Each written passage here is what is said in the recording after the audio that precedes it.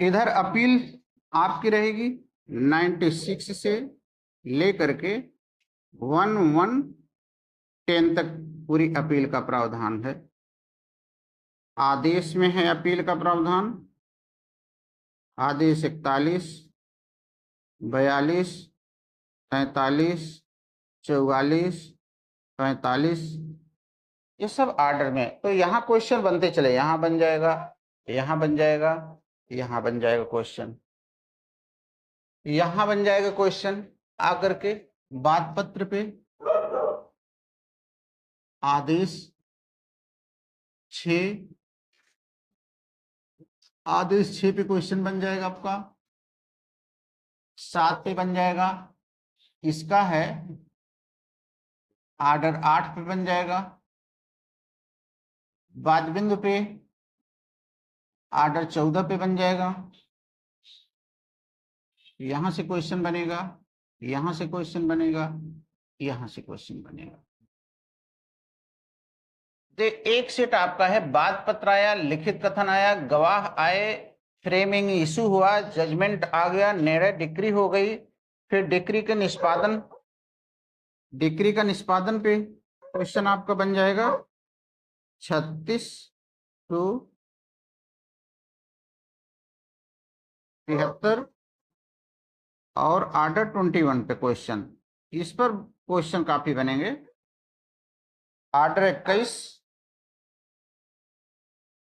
नियम 106, टोटल नियम 106 इसके हैं, 1 से 106 इसके रूल हैं, नियम,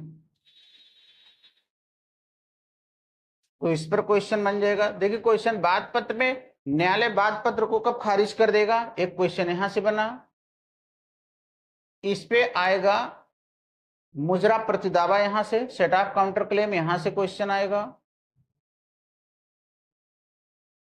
यहां से क्वेश्चन आएगा कौन डिक्री का निष्पादन कौन करेगा, न्यायालय, निष्पादन न्यायालय की शक्तियां बताइए, निष्पादन में कब कुर्की होगी, कब कुर्की नहीं होगी, कब गिरफ्तारी होगी, डिफरेंट टाइम क्वेश्चन, सब क्वेश्चन वाइज हम पढ़ाएंगे आपको। इसमें आपका क्वेश्चन आएगा प्रथम अपील द्वितीय अपील को बताते हुए दोनों में ग्राउंड बताइए, दोनों के अंतर बताइए, यहां से क्वेश्चन आपका रहेगा। रिवीजन में रहेगा, रिवीजन से आप क्या समझते हैं, रिवीजन की शक्ति का प्रयोग करते समय न्यायालय किन बातों का ध्यान देगा, रिव्यू, रिव्यू से क्या समझते हैं, किन सरकमस्टांसेज और किन आधारों पर रिव्यू होगा, यहां से क्वेश्चन। इसके आगे देखिए,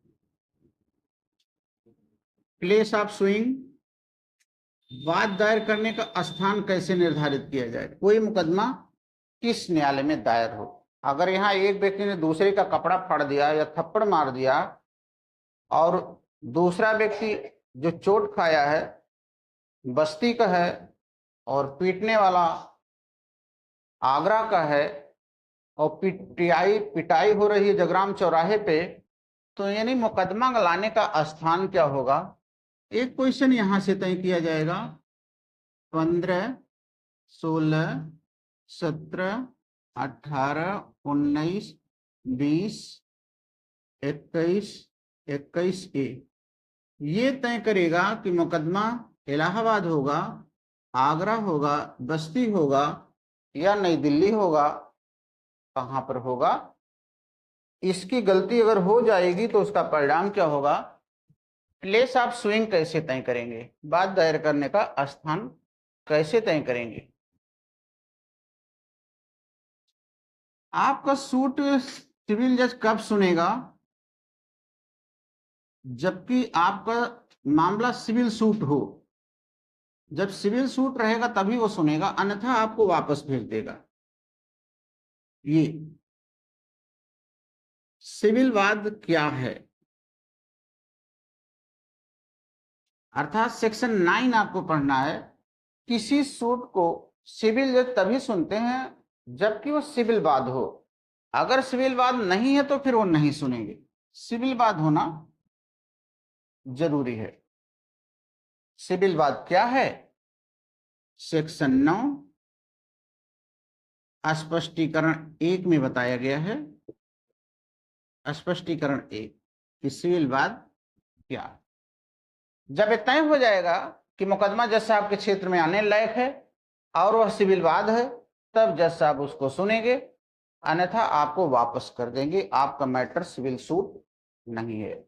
और आपका मैटर सिविल सूट होते हुए भी आपको मना कर देंगे, क्योंकि विभिन्न अधिनियमों में मना किया गया है, जैसे चकबंदी अधिनियम में मना किया गया है वगैरह वगैरह। तो एक है सिविल सूट ही केवल सिविल जज सुनेंगे। मुकदमा वहीं दायर होगा जहां पर ये बताया गया इन सेक्शन में कहां पर दायर होगा। जैसे एक उदाहरण एक बार आया था, ममफोर्डगंज चौराहे पर ए ने बी के कुत्ते को गोली मार दी। ये गोली हो सकता है ए ने बी बस्ती में मारी हो, ए ने बी आगरा में मारी हो, ए ने बी जयपुर में मारी हो, और वो क्षतिपूर्ति चाहते हैं। तो क्षतिपूर्ति का मुकदमा कहां पर लाया जाएगा ये तय करेगा।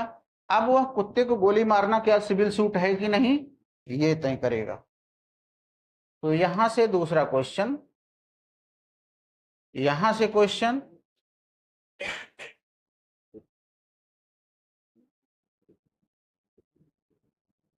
सप्लीमेंटल प्रोसीडिंग होती है। सप्लीमेंटल प्रोसीडिंग जब मुकदमा न्यायालय में दायर हो जाता है और जब मुकदमा डिसाइड होता है, उसके बीच दूसरी पार्टी या पहली पार्टी मुकदमे की विषय वस्तु के साथ छेड़छाड़ करती है। वो चाहती है उसमें से, जैसे दो भाइयों के बीच में एक ट्रैक्टर का विवाद है, तो जिस भाई की पत्नी थोड़ा तेज है तो रात में एक नट बोल्ट निकाल लाएगी, उसमें डीजल निकाल लाएगी, कुछ कर लेगी। बड़ा भाई देख रहा रोज नट बोल्ट गायब हो रहा कहां पे। अर्थात मुकदमे की विषय वस्तु को लास्ट तक बनाए रखना बहुत जरूरी है। जैसे इसमें धान पक के तैयार है, धान की फसल, लेकिन उस धान के बारे में सिविल कोर्ट से स्टे लगा दिया। फिर वही एक झोला लिया गया, धान को खींच खींच को उसमें डाल रहा, बालियां काट काट को ही डाल ले रहे हैं, उधर स्टे उनको नहीं चिंता है। अर्थात मामले की विषय वस्तु को लास्ट तक बनाए रखना न्यायालय की जिम्मेदारी है। उसके लिए न्यायालय सप्लीमेंटल प्रोसीडिंग करते हैं, अनुपूरक कार्यवाहियां करते हैं। तो अनुपूरक कार्यवाहियों में न्यायालय सेक्शन 94 में इनको प्रावधान दिया गया है, क्या क्या कर सकते हैं। ये निर्णय के पूर्व गिरफ्तार कर सकते हैं, निर्णय के पूर्व गिरफ्तार कर सकते हैं, या संपत्ति को कुर्क कर सकते हैं। अर्थात अरेस्ट बिफोर जजमेंट और अटैचमेंट बिफोर जजमेंट, निर्णय से पूर्व संपत्ति को कुर्क कर सकते हैं या गिरफ्तारी कर सकते हैं। एक प्रावधान ये है, मामले में अंतिम निर्णय तक संपत्ति को बनाए रखना, ऑर्डर 38।